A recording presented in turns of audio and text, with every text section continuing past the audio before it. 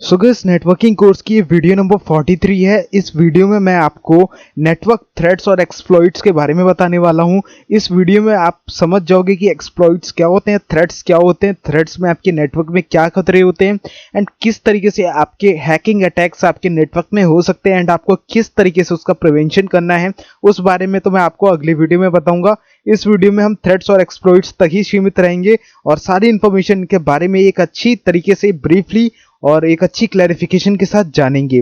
तो इस वीडियो को वो सभी देख सकते हैं जो हैकिंग की फील्ड में जाना चाहते हैं and if you are a geek और आप यहाँ पे जाना चाहते हो हैकिंग की फील्ड में, तो ये वीडियो आपके लिए बहुत ज़्यादा इंपॉर्टेंट और बहुत ज़्यादा नॉलेजेबल होने वाला है। तो गाइस बिना ज़्यादा टाइम वेस्ट करे लेट्स स्टार्ट द वीडियो।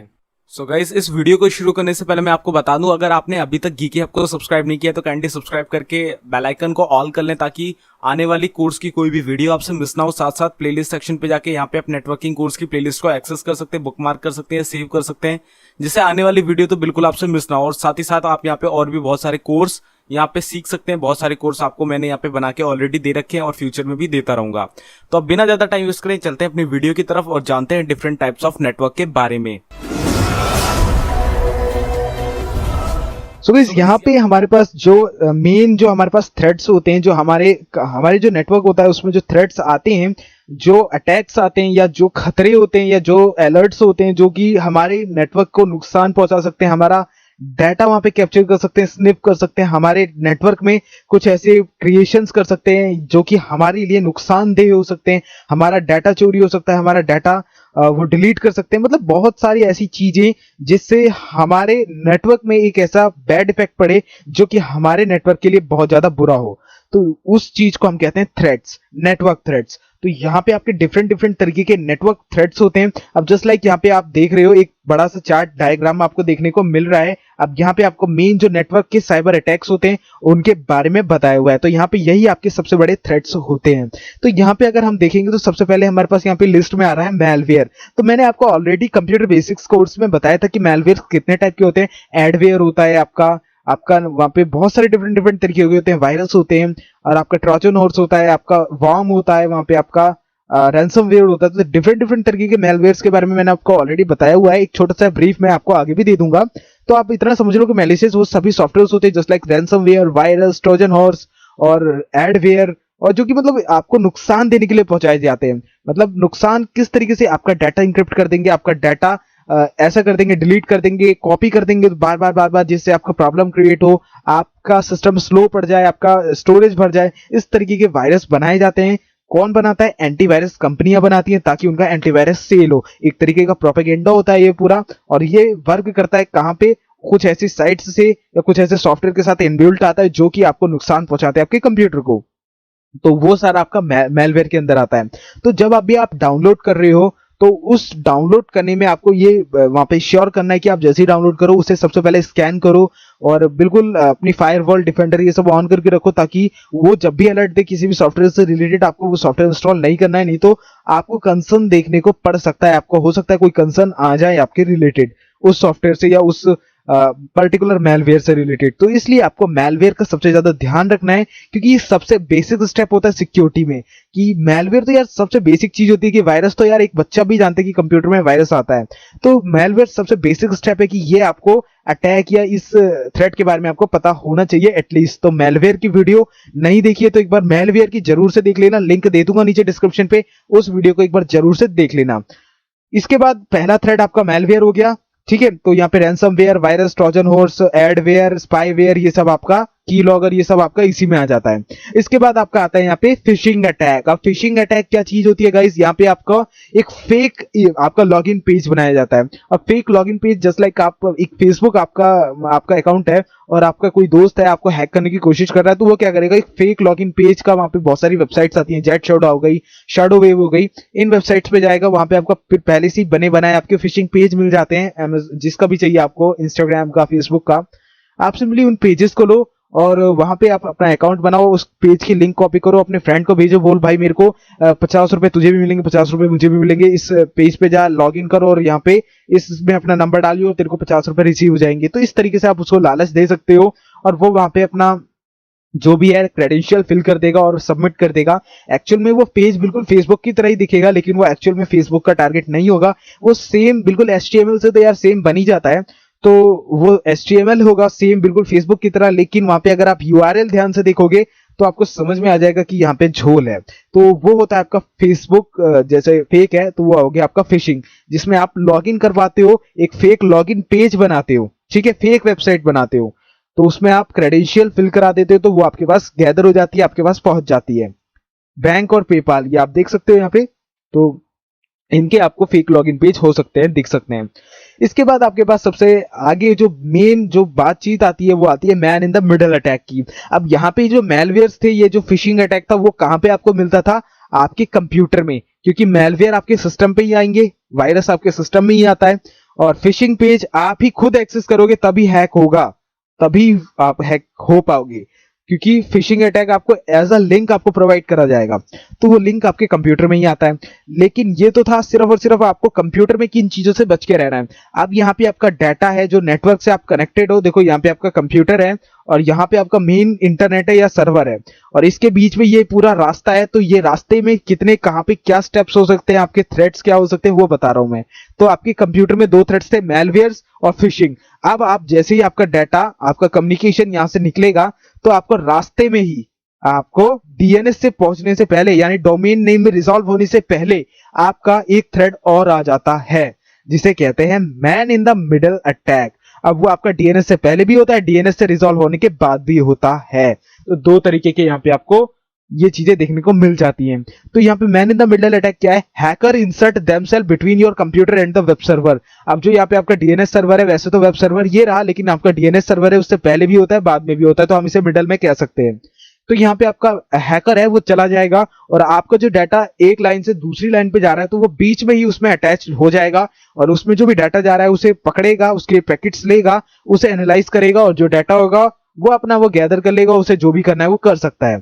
तो ऐसा ज्यादातर हम वाईफाई में अटैक्स जब करते हैं, man in the middle attack आपका वाईफाई में ही होता है। जब हम वाईफाई की सिक्योरिटी ब्रेक करते हैं, तो वहां पे हम क्या करते हैं, एक हैंडशेक फाइल होती है, हैंडशेक फाइल जो होती है वाईफाई की, जो कि कनेक्ट कराती है दूसरे नेटवर्क से। हैंडशेक होता है जब नेटवर्क का, तभी कनेक्ट होता है। तो हैंडशेक फाइल में क्या होता है कि हम man in the middle attack से उस हैंडशेक फाइल को एक्सेस कर लेते हैं, एंड वहां पे हम उसका जो भी डाटा होता है उसे देखते हैं, और पासवर्ड हमें वहां मिल जाता है। तो इस तरीके से हम man in the middle attack का इस्तेमाल कर सकते हैं, जिसमें हैकर दोनों जो सेंडर रिसीवर उसके बीच में जाके अटैच हो जाएगा, और वहां पे जो भी डाटा ट्रांसमिट हो रहा है उसको कैप्चर कर लेगा, उसके पैकेट्स। तो वो होता है आपका man in the middle attack. इसके बाद आता है आपका DDoS अटैक, जिसे कहते हैं डिनाइल या distributed denial of service attack. अभी distributed denial of service attack क्या होता है? अब देखोगे आप, ये DNS सर्वर में हो रहा है, तो यहाँ पे क्या होता है कि बहुत सारी क्वेरी आपकी एक साथ सर्वर पे भेज दी जाती हैं। अब जस्ट लाइक आपने सुना होगा, सर्वर की भी एक स्ट्रेंथ होती है। अब हो सकता है आपने देखा हो कि अचानक से फोन की बुकिंग चालू हुई और वो वेबसाइट क्रैश हो गई। अब यार CBSE का एग्जांपल ले लो, अचानक से जैसे रिजल्ट आता है, बच्चे एकदम से देखने के लिए आ जाते हैं, तो सर्वर क्रैश हो जाते हैं। तो सर्वर क्रैश इसलिए हो जाते हैं क्योंकि एकदम से एक बहुत ज्यादा अमाउंट में बच्चे वहां पे डायरेक्ट उस वेबसाइट को खोल रहे हैं, तो एक लोड होता है जो सर्वर में, वो इतना ज्यादा बढ़ जाता है कि वो उसे झेल नहीं पाता और दम तोड़ देता है, यानी क्रैश हो जाता है। तो इस तरीके से यहां तो आपको जो ट्रैफिक था वो ऑर्गेनिक ट्रैफिक था, मतलब जितने भी बच्चे थे वो सभी अलग अलग हैं, मतलब इंडिविजुअल हैं, और सब के सब अपना सही में रिजल्ट देखना चाहते हैं, तो उसे हम कहेंगे ऑर्गेनिक ट्रैफिक, जो कि बिल्कुल जेन्युइन ट्रैफिक है। अब यहाँ पे हम DDoS अटैक में क्या कहते हैं? Distributed denial of service. अब हमें यहाँ पे सर्विस को डिनाइल करना है, कैसे भी उस प्रॉपर सर्वर को बंद करना है, ठप करना है, तो वहां पे हम DDoS अटैक करेंगे। इससे क्या होगा, हम बहुत सारे फेक जो हमारी यहाँ पे ट्रैफिक होगा उसे हम सर्वर पे भेजेंगे। अब फेक सर्वर में कैसे? अब जस्ट लाइक मैं 10,000 क्वेरीज एक साथ सर्वर पे भेज रहा हूं। अब मैं फ्लिपकार्ट पे सर्च कर रहा हूं मोबाइल फोन, तो मैं तो एक सिंगल ही कर रहा हूं ना, लेकिन मैं इस अटैक के थ्रू एक ऐसा पूरा एक सिनेरियो तैयार कर लूंगा कि 10,000 अटैक जाएंगे सर्वर पे, 10,000 सर्विसेज या 10,000 हिट्स जाएंगी सर्वर पे। सर्वर को ऐसा लगेगा कि 10,000 लोग मेरे से क्वेरी सर्च कर रहे हैं, लेकिन एक्चुअल में ऐसा नहीं होता। और जो लो बजट की साइट्स होती हैं, हल्की फुल्की साइट्स होती है, जिनका 1000 विजिटर्स का एक बार में वो होता है, कैपेसिटी होती है, लोड होता है, वो तो तुरंत दम तोड़ देती हैं। तो ये अटैक वहां पे यूज होता है। तो ये आपका डोमेन नेम में यानी वेबसाइट्स में ही ज्यादातर इसका अटैक आपको देखने को मिलता है। इसलिए आपको जब भी वेब होस्टिंग, वेब सर्वर में आप इसका करोगे पूरा, तो आपको DDoS अटैक से बचने के लिए पूरा कैप्चा फिलिंग, इन सब से चीजों से पूरा एकदम मैनेजमेंट करके रखना पड़ता है। तो डीडोएस से बचने के लिए, या बोट्स जो होते हैं, बोट आपने देखा होगा, बोट से ही ये डीडोएस अटैक होते हैं। उन बोट्स से बचने के लिए आपके डीएनएस सर्वर में आपके कैप्चास होते हैं जिसमें लिखा होता है I am not a robot. तो गाइस वो आपका I am not a robot, वो ये नहीं पूछ रहे कि आप रोबोट हो कि नहीं, वो एक्चुअल में ये कंफर्म कर रहा है कि आप एक बोट से तो ऐसा काम नहीं कर रहे हो, क्योंकि रोबोट की तो मंशा आर्टिफिशियल इंटेलिजेंस को छोड़ के ऐसी हो नहीं सकती कि वो किसी सर्वर पे अटैक करे। हो सकता है कोई करा रहा हो, लेकिन है तो मंशा एक इंसान की ना उससे पीछे।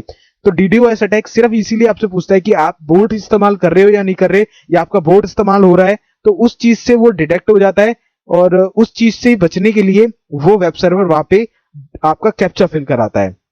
तो डीडोएस अटैक से बचने के लिए आपका कैप्चा होता है। यहाँ पे आपको एक नई चीज जानने को मिल गई होगी। इसके बाद आपका डीएनएस सर्वर के बाद जैसे ही www रिजॉल्व होता है, यानी वर्ल्ड वाइड वेब या वेब सर्वर आपका लगता है, वहां पे आपके दो मेजर अटैक्स होते हैं। डीडोएस हो गया, अब यहाँ पे दो मेजर अटैक्स कौन कौन से हैं? एक है आपका क्रॉस साइट स्क्रिप्टिंग, एक है आपका एसक्यूएल अटैक इंजेक्शन या एसक्यूएल इंजेक्शन कहते हैं जिसे हम। तो आपको मैं क्रॉस साइट स्क्रिप्टिंग बताऊं तो यहाँ पे क्या होता है, एक मैलिशियस कोड होता है। मैलिशियस कोड कैसा हो सकता है? आपका कुछ ऐसा कोड जिसमें आप कुछ ऐसी स्क्रिप्टिंग करके रख दो कि जैसे ही हम उसे एक सर्वर में अटैच कर दें, जैसे होती नहीं है रबर डकी होती है कि एक सिस्टम पे जाके लगा दो बस और वो पूरा सिस्टम हैक हो जाता है, कुछ ऐसी स्क्रिप्ट्स होती हैं। तो वो स्क्रिप्ट्स होती हैं आपकी क्रॉस साइट स्क्रिप्टिंग में। अब वो स्क्रिप्टिंग में कैसी होंगी?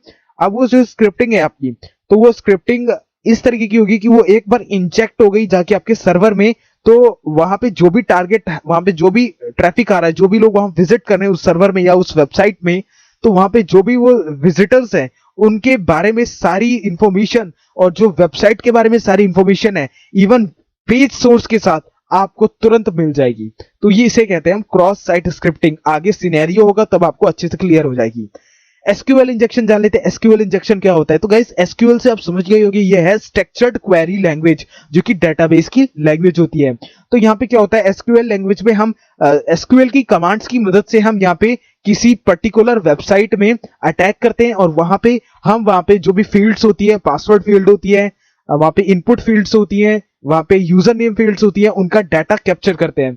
इंफॉर्मेशन जो वहां पे स्टोर होती है, तो जो डेटाबेस होता है उसमें रॉज और कॉलम में आपकी डाटा इंफॉर्मेशन स्टोर होती है। तो वहां पे हम रॉज और कॉलम को एक्सेस कर पाते हैं। तो वो रॉज और कॉलम आपका पासवर्ड का भी हो सकता है, आपका किसी और चीज का हो सकता है, किसी डाटा का हो सकता है, किसी फोन नंबर का हो सकता है, किसी यूजर नेम का हो सकता है। तो ये पूरा डेटाबेस से रिलेटेड होता है। तो ये दोनों अटैक आपकी क्रॉस साइट स्क्रिप्टिंग वो होता है आपके बिल्कुल वेब सर्वर पे, एंड एसक्यूएल इंजेक्शन आपके मेन डेटाबेस सर्वर पे होता है। तो इस तरीके से डीडोएस अटैक भी आपका मेन डोमेन नेम में होता है, यानी जहां पे आपका डोमेन नेम रिजॉल्व हो रहा होता है, और एक आपका ये होता है वेब सर्वर पे, या आपका जो मेन जो सर्वर है जहां पे अटैक्स जहां पे लोड होता है उस पे। तो इस तरीके से ये पूरे आपके अटैक्स यहाँ पे परफॉर्म होते हैं। तो आगे बढ़ते हैं। तो यहाँ पे मेलवेयर्स मैंने आपको बताई कितने टाइप्स के होते हैं, तो प्रॉपर वीडियो की लिंक डिस्क्रिप्शन पे वहां से भी देख सकते हो। नॉर्मल इन सब के मैंने वहां पे अच्छे से प्रोनाउंसिएशन कर रखा है। तो यहाँ पे आप जान लो, मेलवेयर में आपका वायरस आता है, एडवेयर आता है, रूटकिट आता है, स्पाईवेयर आता है, रैंसमवेयर आता है, ट्रोजन हॉर्स आता है, रिमोट एक्सेस आता है, वर्म आता है, कीलॉगर आता है। इतने टाइप के आपके यहाँ पे मेलवेयर्स आते हैं। इसके बाद यहाँ पे आता है यहाँ पे फिशिंग। फिशिंग में क्या होता है, देखो यहाँ पे आपका अटैकर बैठा है, यानी आपका हैकर बैठा है। अब वो हैकर क्या करता है, नंबर 1 पे देखो, attacker sends an email to the victim, एक मेल भेजेगा विक्टिम के पास जिसे उसे हैक करना है। अब विक्टिम ये रहा, विक्टिम क्या करेगा, victim clicks on the email and goes to the phishing website. अब जस्ट लाइक ये कह रहा है कि भाई इस लिंक पे क्लिक कर, ईमेल भेज रहा है, इस लिंक पे क्लिक कर, और इस लिंक पे क्लिक करते तुझे एक कोड मिलेगा जो कि तू अपनी ऑनलाइन शॉपिंग करेगा तो वहां पे डालेगा तो 100 रुपए तुझे बोनस मिलेगा। तो इस तरीके में ये लालच में आ जाएगा, उस लिंक पे जाएगा और अपने फेसबुक के अकाउंट में, मतलब फेसबुक का भेज रहा है कि भाई फेसबुक में लॉगिन कर और यहाँ पे तुझे एक बटन मिलेगी, वहां पे लाइक कर दियो और तेरे को 50 रुपए का कूपन कोड मिल जाएगा। तो अब ये क्या करेगा भाई, ये तो खुश हो जाएगा कि हाँ भाई 50 रुपए मिलेंगे। तो ये आराम से इस पे जाएगा वेबसाइट पे और कहेगा अच्छा भाई यहाँ तो लॉगिन करना है तो लॉगिन कर देता हूँ, 50 रुपए मिल जाएंगे। तो वो लॉगिन कर देगा। एक्चुअल में ये एक फेक लॉगिन पेज होगा, जो कि अगर यूआरएल अगर आप देखोगे तो खुद समझ जाओगे कि ये फेसबुक का नहीं है। तो फेसबुक दिखेगा तो बिल्कुल फेसबुक की तरह, लेकिन यूआरएल से आप समझो कि वो रियल फेसबुक का है या फेक फेसबुक का है। अगर फेक का है तो मतलब वहां पे वो क्रेडेंशियल फिल करेगा, तो वो क्रेडेंशियल, ये रहा आपका वो क्रेडेंशियल, और वो पहुंच जाएगा आपके अटैकर के पास। अब वो अटैकर क्या करेगा, सिंपली उसे एक्सेस कर लेगा और उसका पासवर्ड चेंज कर लेगा और वो आपकी अकाउंट हैक हो जाएगा। इस तरीके से आपका फिशिंग वर्क करता है। इसके बाद आता है आपका man in the middle attack. अब यहाँ पे आपका कंप्यूटर यहाँ पे लगा हुआ है, ठीक है, ओरिजिनल कनेक्शन आपका ये रहा वेब सर्वर तक, ठीक है। इस तरीके से आपका पूरा कनेक्शन है। लेकिन यहाँ पे क्या होगा, एक नया, एक हैकर, एक क्रैकर, एक फिशर, जो भी है ये एनोनिमस बंदा, एक प्रॉक्सी क्रिएट करेगा, प्रॉक्सी से आपके सिस्टम से डायरेक्ट यहाँ पे कनेक्शन लेगा और यहां से डायरेक्ट वो कम्युनिकेशन जाएगा तो सर्वर पे ही, लेकिन वहां पे इंटरमीडिएट कौन हो गया, आपका एक हैकर। तो यहाँ पे man in the middle attack आपका वाईफाई में होता है। तो आपका वाईफाई है, आपका सिस्टम से वाईफाई का जो मेन राउटर है, वहां पे जो कम्युनिकेशन हो रहा है, तो वहां पे हैंडशेक फाइल होती है। हैंडशेक फाइल में आपका man in the middle attack होता है, जहां पे पैकेट स्निप कर लिए जाते हैं जो राउटर की तरफ से रिस्पॉन्स में आते हैं, और उन रिस्पॉन्स वाले जो पैकेट्स होते हैं उनमें आपका पासवर्ड भी होता है। तो इस तरीके से आपका man in the middle attack होता है। इसके बाद आता है आपका डबल DOS अटैक, यानी distributed denial of service attack. अब इसमें क्या होता है, आपका अटैकर है, आपका हैकर है, वो एक बोट बनाएगा, यानी एक ऐसा सिस्टम, एक ऐसा आर्टिफिशियल इंटेलिजेंस सिस्टम पाइथन की मदद से बना लेगा या किसी और लैंग्वेज की मदद से बना लेगा, जो कि एक काम को रिपीटेशन में कर सकता है, मतलब मल्टीपल टाइम्स कर सकता है, 1000 बार एक बार में कर सकता है। जस्ट लाइक आपका प्रोग्रामिंग में जैसे लूप्स होता है, सेम वैसा ही कॉन्सेप्ट होता है बोट का भी। तो वो बोट क्या करेगा, आपका मल्टीपल क्वेरीज भेजेगा सर्वर पे। ठीक है, अभी देखो ये सर्वर है या आप विक्टिम मान लो, इसकी कैपेसिटी है 1000 हिट्स पर, आप मतलब एक बार में 1000 हिट्स ही झेल सकता है। जब तक 1000 हिट्स है तब तक ये आराम से चलेगा, इसके बाद इसके ऊपर लोड बढ़ना चालू हो जाएगा और जैसे ही ये 1200 पार होगा ये क्रैश हो जाएगा। ठीक है, इस तरीके से लिमिट्स होती है। तो ये क्या करेगा, एक बार में 10,000 की यहाँ पे लिमिट भेज देगा यहाँ पे। तो 10,000 सर्विसेज जब इसमें रिक्वेस्ट जाएंगी तो ये तुरंत क्रैश हो जाएगा। इससे क्या होगा, आपको जो सर्वर है वो बिल्कुल बंद पड़ जाएगा, इससे आपका नुकसान हो जाएगा। तो नुकसान आप समझ सकते हो, आपका बिजनेस वहां पे है तो बिजनेस ठप हो जाएगा। तो इस तरीके से आपको जिस हिसाब से आपकी वेबसाइट है उस हिसाब से आपको नुकसान होता है। तो इसे हम कहते हैं DDoS अटैक, यानी distributed denial of service attack. इसके बाद यहाँ पे आती है आपकी क्रॉस साइट स्क्रिप्टिंग। अब यहाँ पे आप URL देख सकते हो, URL में आपकी इनसिक्योर वेबसाइट है, ठीक है, डॉट कमेंट। तो यहाँ पे आपकी देखो ये स्क्रिप्ट का टैग यहाँ से लगा हुआ है, स्क्रिप्ट SRC, और स्क्रिप्ट का सोर्स क्या है, कोई ये वाली वेबसाइट, और वहां पे .js जावास्क्रिप्ट के फॉर्मेट में यहाँ पे आपकी स्क्रिप्ट्स होती हैं। ये तो आपको पता ही होगा, आपने अगर जावास्क्रिप्ट वेब डेवलपमेंट पढ़ा है थोड़ा बहुत भी तो पढ़ा ही होगा। तो ये आपकी एक मान सकते हो आप एक मैलिशियस स्क्रिप्ट है जो कि आपकी क्रॉस साइट स्क्रिप्टिंग में यूज होती है। तो वो स्क्रिप्ट यहाँ पे अगर आपने ये URL किसी को भेजी और यहाँ पे ये आपके पास इस स्क्रिप्ट का कंट्रोल है, तो वो जैसे ही आपका विक्टिम इसे क्लिक करेगा, अब जैसे ये आपका हैकर है, ये भेजता है यहाँ से अपना ये URL भेजता है अपने विक्टिम के पास। अब विक्टिम के पास ये पहुंच गई है, ठीक है, अब विक्टिम इस पे क्लिक कर देता है। अब ये विक्टिम कहां पे रिडायरेक्ट होगा, ये डायरेक्ट लॉगिन पेज पे रिडायरेक्ट हो जाएगा। अब ये लॉगिन करे ना करे इसके ऊपर बात है, ओके, लॉगिन करे या ना करे ये इसके ऊपर बात है। अगर इसने पहले से यहाँ पे लॉगिन करके रखा होगा तो इसकी जितने भी आपके यहाँ पे हिस्ट्री होगी, जो भी कुकीज होंगी, वो इस स्क्रिप्ट में अगर आपने प्रोग्राम कर रखा होगा कि इसकी जो भी कुकीज है इस लोकेशन पे सेव है। आपको पता ही है, अगर आप क्रोम यूज करते हो तो क्रोम का एक फोल्डर बनता है आपके C ड्राइव के अंदर, वहां पे आपकी कुकीज भी स्टोर होती है। तो अगर इस स्क्रिप्ट में ऐसा कुछ होगा कि वहां पे आपकी यूजर के बिना परमिशन के वो कुकीज की फाइल अपलोड हो जाए इस स्क्रिप्ट में, जो एड्रेस होगा वहां पे, तो वो आपकी कुकीज आपने अगर लॉगिन कर रखा है ऑलरेडी, तो कुकीज ऑटोमेटिकली आपकी इस स्क्रिप्ट में क्लिक करने की वजह से तुरंत आपकी वो स्क्रिप्ट्स, जो भी आपकी सेंसिटिव डाटा होगा, जो भी आपके वहां पे यूजर नेम पासवर्ड ये सब स्टोर होंगे, वो आपके बिना परमिशन के, आपके बिना पता लगे हैकर के पास पहुंच जाएंगे। तो अगर आपने क्रॉस साइट स्क्रिप्टिंग को समझा है तो यहाँ पे अगर आप एक छोटा सा एग्जांपल और लोगे, अगर आपने पढ़ा भी है कुकी स्निफिंग, ठीक है, कुकी स्निफिंग, तो कुकी स्निफिंग यही होता है कि आपकी कुकीज को चोरी कर लेना और उससे आपकी डाटा इंफॉर्मेशन निकाल लेना। तो क्रॉस साइट स्क्रिप्टिंग बिल्कुल सिमिलर है कुकी स्निफिंग की तरह। तो इस तरीके से आपकी क्रॉस साइट स्क्रिप्टिंग होती है।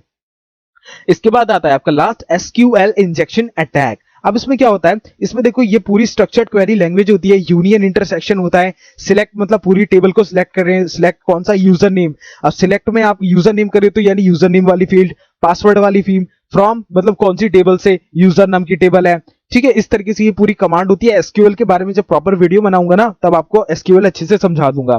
तो SQL नेम डिस्क्रिप्शन, यानी ये दो रॉज या कॉलम है जो हमें सिलेक्ट करने हैं, और कौन सी टेबल से, यानी फ्रॉम प्रोडक्ट, प्रोडक्ट नाम की टेबल है, वेयर मतलब वहां एक कंडीशन है, क्या कैटेगरी होनी चाहिए गिफ्ट वाली, गिफ्ट वाली कैटेगरी। अब सिलेक्ट क्या करना है यहाँ से, यूजर नेम पासवर्ड, अब पासवर्ड वहां से यूनियन मतलब सारे, सारे यूनियन मतलब सारे, फ्रॉम यूजर्स, अब यूजर नेम पासवर्ड वहां से कलेक्ट हो जाएंगे।